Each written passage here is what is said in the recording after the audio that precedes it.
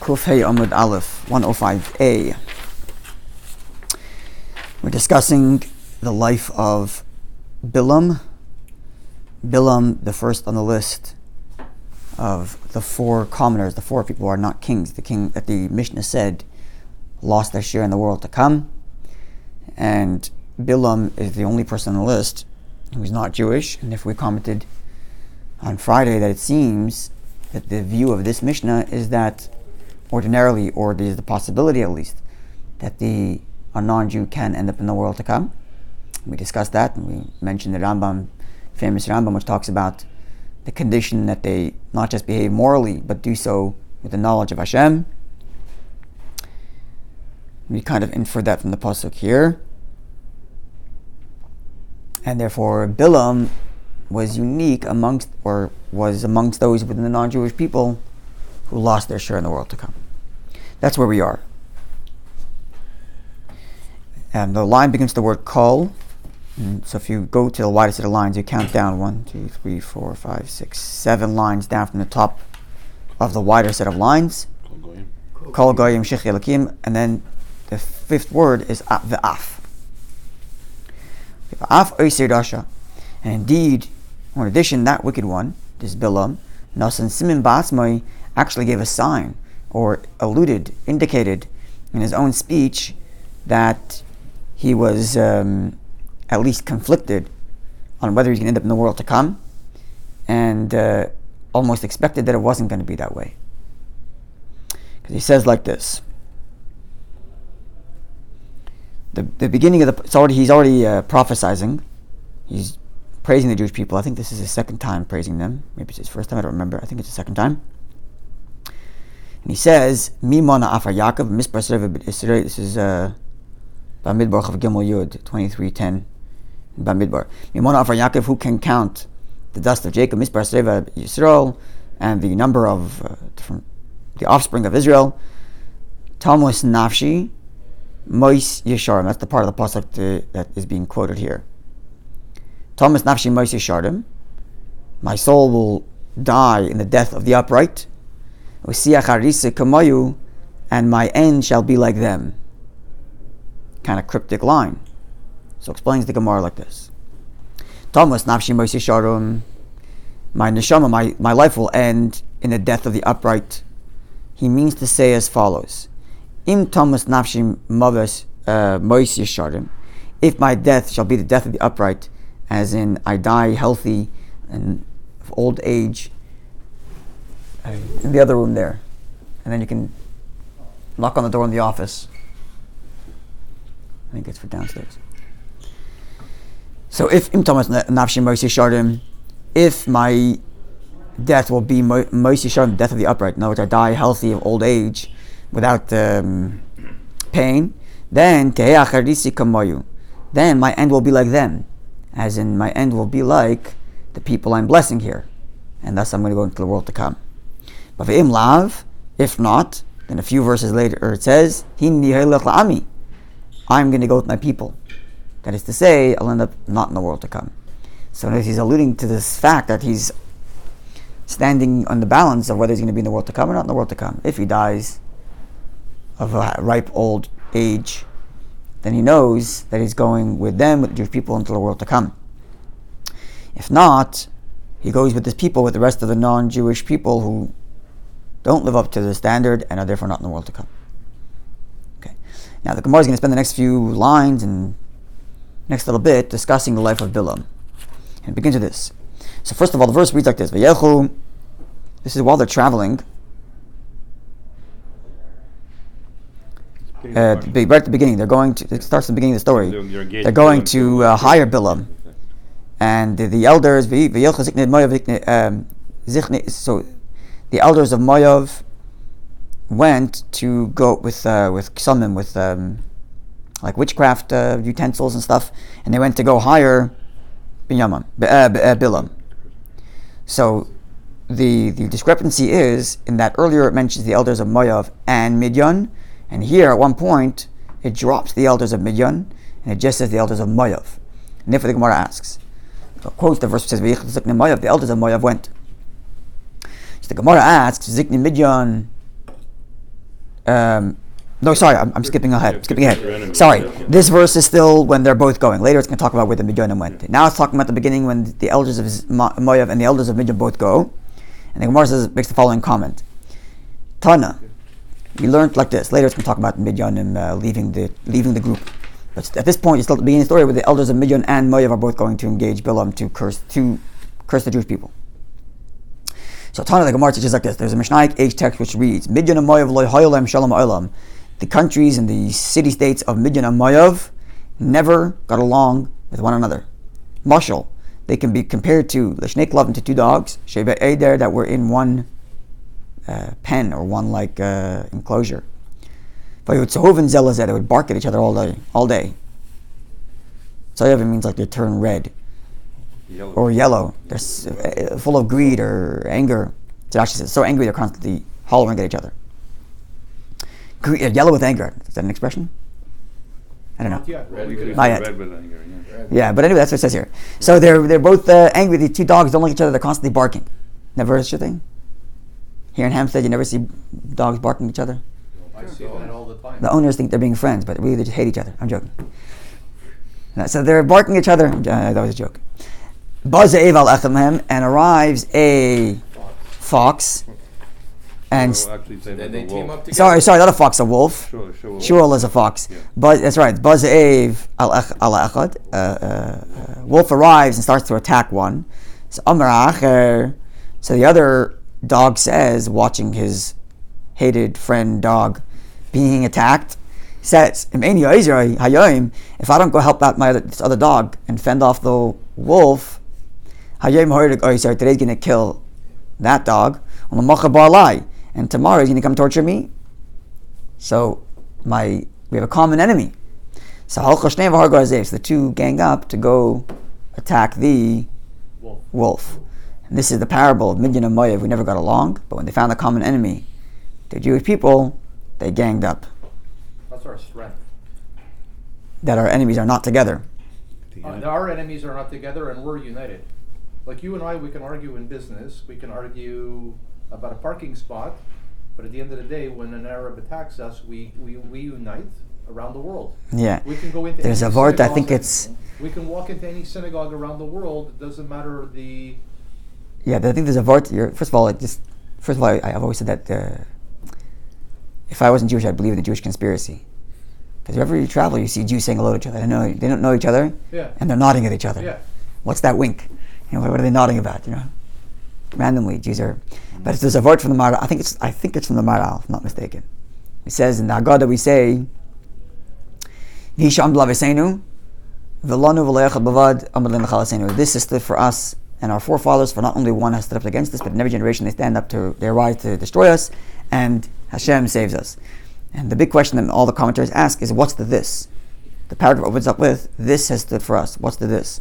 The simple reading is talking about the promise mentioned earlier in the Haggadah. Even though the promise mentioned earlier in the Haggadah is only about the exodus from Egypt, but it's extended to the rest of the exiles. But anyway, there are all kinds of commentaries on what the Haggadah means when it says, "This stood for us." What's this? So the Maral says, this is talking about the following line, where it says, "This is stood for us, for not one has arisen up against us." So the simple reading of Haggadah is that it wasn't just one person tried to destroy us, but every generation people tried to destroy us. He translates like this: Shaloi echad bavad, they never come as one to kill us. Our enemies themselves are fractured. Because if not, we'd be in much bigger trouble. Yeah, the other, there's so many different denominations, and they fight between each other. Look what they're doing to each other in Syria. They're killing each other, right? Yeah. They don't get along with each other. Iraq, Iran, they don't get along with each other. Yeah. That's, anyway, so it seems like this was the danger at this juncture where Midian and Moav were getting along, and that's why it was scary. And they were getting along because they both feared the Jew. The enemy of my enemy. The enemy of enemy. That's right. So that's what I mentioned. I said this on Monday. Mike used to say that all the colloquial sayings come from the Gemara. Here it is. My enemy of enemy, my best friend. And just one more thing, you're talking about how they're killing each other. That's one of the beauties of sports, since we had big sports games. Then you have the urge to get the beating up out of each other. Go do it. Go take out all your need to beat people up on the field and keep it there, and at home you can behave civilly. Anyway, what Papa says, Hanida Amr Inchi, this is the source of the colloquial saying, which is, Karkushta v'shunra, a mouse and a cat. Avdu hilula, Karkushta is like a weasel. a weasel, yeah. Small creature, but a rodent. The mouse is A rodent. We can use a mouse as a modern term. It works nicer. Well, no, that's my mouse is an akbar. Akbar is akbar would be a rat actually. Yeah, rat, but it's also for field mice. Anyway, Karkushta v'shunra, weasel, do it more accurately. A weasel and a cat. Cat, Avdu hilula, will make a wedding with each other. They'll marry each other even though they're natural enemies. Mitarba de bishgada, because of the fat luck. Meaning if they see that their luck is against them combined, then they will even make a wedding if necessary. This is mamash like throughout history. This king marries his daughter to that other king, even though the marriage is a sham and the kids are 2 years old and the other one's a baby.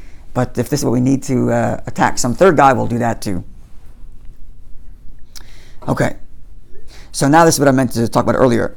So the Gemara just said that they, together, the elders of Midian and the elders of Moab, because they both had a common enemy, came to engage Bilam. But as we said before, the downfall of our enemies is that they don't get together. And here they split up already. Because the verse reads only a little while later, 2 verses later, after they meet Bilam and they stay overnight, or they ask Bilam and Bilam tells them, please stay overnight. So after he tells them stay overnight, says the verse, Vayeshivu started Moab and Bilam, and the elders of the ministers of Moab went with Bilam. So the Gemara asks, "V'sardim Midian Heichan Hazel." Where did the elders of Midian go? We just finished saying 2 minutes ago that the Midianim and the Moabites came together because they had found a common enemy, and they spend one night with Bilam, and only half of them are gone already. Which again proves our point that they, thank God, don't get along with each other. Otherwise, you'd be in trouble. So the Gemara asks, where did the ministers of Midian go? Says in Mark this, Given the Amr Lahu, because earlier in that pasuk, Bilam told them, Linupay alal v'shavayisiyasam davar. He said, when they came to engage him, the elders of Midian and Moab, Bilam says to them, stay here overnight, I'm going to have a dream, and we'll see what God tells me. In the morning, I'll tell you. So when the morning arrived, only the Moabites are there, and the Midianim are gone. So where did the Midianim go? So explains the Gemara. Amru, the Midianim, the elders of Midian, said to each other, Klum yesh av shesoines b'nai. Is there a father who hates his son? Meaning to say, if Bilam is consulting with Hashem, then we're wasting our time here. God's going to tell Bilam no. We were hoping Bilam would ignore and just curse anyway. But here he is saying, wait here overnight, then I'm going to ask Hashem what to do. And we're wasting our time. So off they went. Whereas the Moabites stuck it out. Hung in there. Yeah.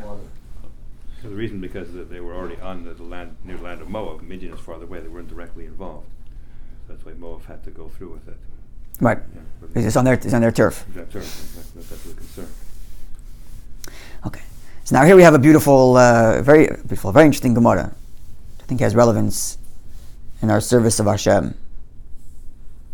And because the big question becomes now, so the Moabites themselves acknowledged, the Midianim just acknowledged that if they're asking Hashem for permission, Hashem is going to say no. But yet, when it comes later, Hashem did give it's not permission. They actually, at least to some degree, Hashem actually allows them to travel, even though He says, you're going to say what I tell you to say. But initially, God tells him, don't go at all, and God tells him, you go. And then when he does go, he ends up blessing. But there is some sort of kind of change in Hashem's permission. First, it's no completely, and then it's go, and I'll tell you what to say. That's what the Gemara is going to comment on. So how does that work? What happened? Amar Rabbi Nachman says, Chutzpah, audacity, afilu klapei shmaya, even towards heaven, meaning audacity towards Hashem, mahani, works. How so? Because mikara ksiv, initially it's written that Hashem tells Bilam, lo yisei lechi mohem, don't go with them. When he first consults Hashem, ulubesoiv, and later ksiv, it's about it's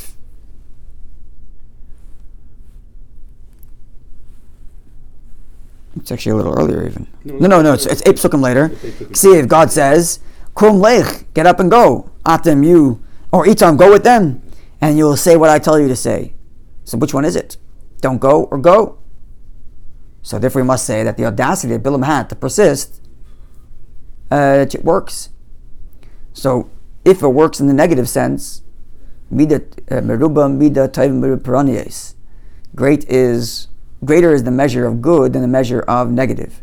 So if Bilam was able to use his chutzpah to push through in the negative sense, Hashem told him don't go, and then he says do go. Then in the positive sense, how much more so? That a Yid can persist, that Hashem give brachas. This kind of rain or that kind of rain. And Hashem has all, we were learning here about Mashiach earlier, and all kinds of calculations Hashem has, and when it should happen and when it shouldn't happen. And yet a Yid has to persist. The chutzpah, in the positive sense. Actually, Hashem wants that. Hashem wants that. It's not chutzpah, Hashem wants it. Hashem wants that. Here's chutzpah because really Hashem didn't want him to go. He went for his own personal gain. Look, but if it means if I were so lucky that my chutzpah was powerful enough to bring Mashiach earlier, I'll take the slack for it. No, but that's Halavai, I had that. But here now the Gemara is, that's what I'm saying. That's why I'm saying, if chutzpah to make Hashem change and towards a negative works, then how much more so in the positive.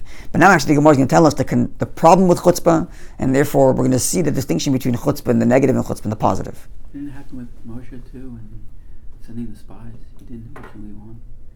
He wanted to go, but Hashem told him. He tried going to Eretz Yisrael. Yeah. It didn't work in there. Hashem didn't let him go. No, I mean not spies in the first place. Spies, Yeah. right. But It's similar. A more of a chutzpah example for Moshe Rabbeinu in the positive sense is when he protected the Yidden after the sin of the golden calf. Hashem tells him, we're going to end this whole Jewish thing project. We'll start it again with you. And he says no. Yeah. Erase me from the book of Say, take me out of it. You do that, I'm gone too. That's serious chutzpah in the positive sense, of course. But we're going to see in a minute, I think that there's the big distinction between chutzpah in the negative and chutzpah in the positive. The way the Gemara describes chutzpah here. Rav Sheshes says, chutzpah. What is chutzpah? Chutzpah, audacity. What is it? Malchusa, it's a king, beloy taga, without a crown. Meaning he's acting like a king, he's acting like he's deserving, but he doesn't actually have the position, doesn't even actually have the right to call. In other words, a person who, just a simple reading, a person who has earned the position to make whatever demands he's making, that's not chutzpah. He's requesting that which he deserves. Right? But chutzpah is a king without a crown. He's demanding as if he's a king, but he doesn't have the position, he doesn't have the crown, he doesn't have the actual, he hasn't earned what he's demanding for. That's the definition of chutzpah. And the Gemara gives a verse to back this up, to back up the idea that somebody who's lacking a crown, lacking the position, can, through audacity, be as strong as the position itself. The Ksiv in verse reads, this is David HaMelech speaking, King David is speaking, it's the verses in Shmuel 2:3-39, where it says, I am today weak, an anointed king, but those people, the children of Syria, his adversaries who tried to overthrow him, money, are harder than me, are stronger than me. So David Melech saying, I'm the king, I got the crown, and yet these guys are just as audacious. Okay, so maybe what this means is, and this is why I think it alludes to the difference in chutzpah in the positive and chutzpah in the negative.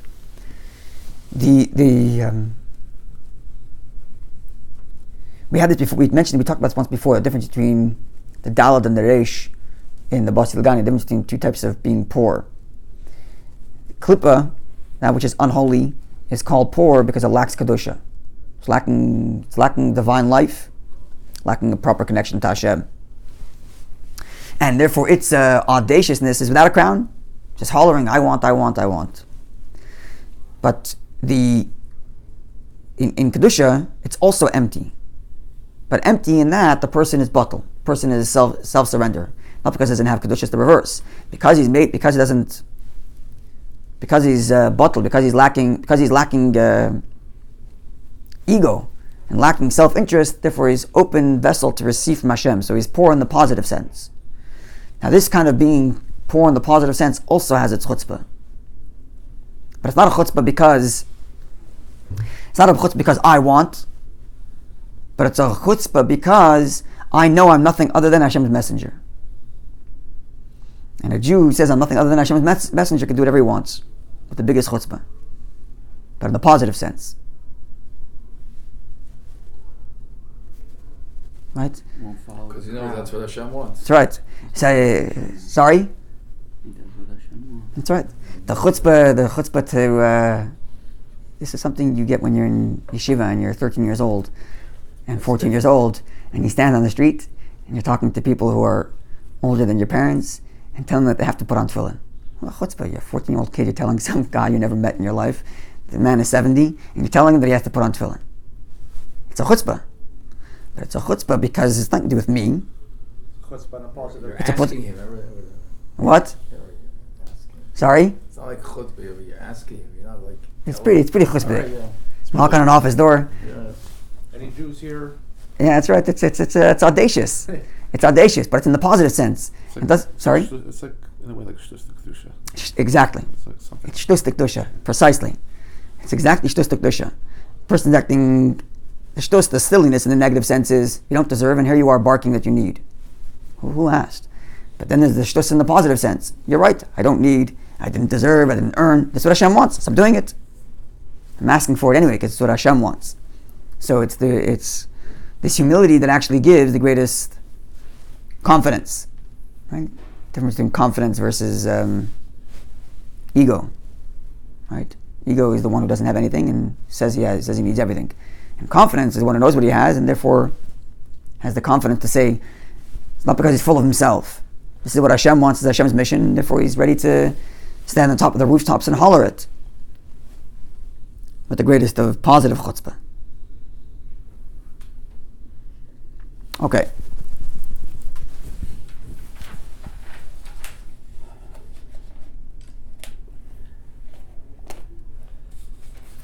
Yeah, and if it works for Bilam to change Hashem's mind, then hopefully it works for Yid as well. Okay, we're going to stop over here because the Gemara now gets into describing Bilam as a person. It's quite an interesting Gemara, the next Gemara, and I still have to think about what it means on the spiritual level, because I know the Gemara on a simple level. He was half blind and didn't walk properly, but what does this mean on a deeper level? Okay, have a wonderful day, everybody. Okay,